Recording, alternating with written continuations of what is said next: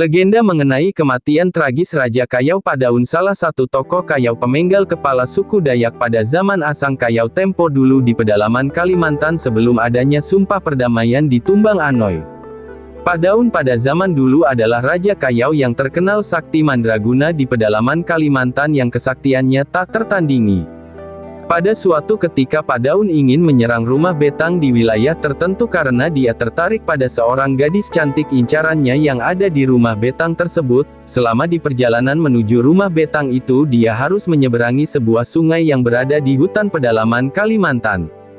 Sejenak Padaun istirahat di pinggir sungai tersebut, dia melihat sebuah batang besar dan tanpa ragu dia langsung menebas atau menimpas. Dalam bahasa daerahnya batang tersebut, cuma anehnya batang tersebut mengeluarkan darah yang sangat banyak.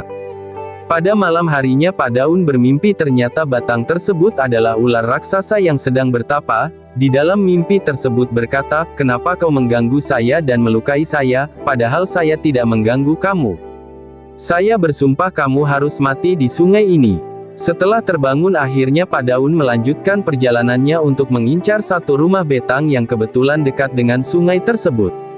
Ketika sampai rumah betang itu, gadis cantik yang diincarnya bersama dengan kakaknya menyambut Padaun dengan baik tanpa ada perlawanan karena mereka berpikir, mereka tidak akan mampu melawan kesaktian Padaun. Akhirnya gadis cantik dan kakaknya mengatur sebuah siasat agar bisa membunuh Padaun. Padaun pun dipersilakan masuk ke dalam rumah dan mereka menyambut dengan baik dan menyuruhnya makan, istirahat dan lain hal sebagainya.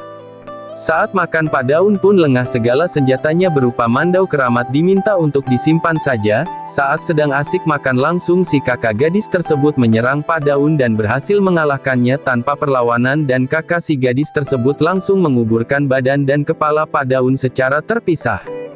Itulah tadi legenda mengenai kronologis kematian Padaun, seorang Raja Kayau yang terkenal sakti di masanya.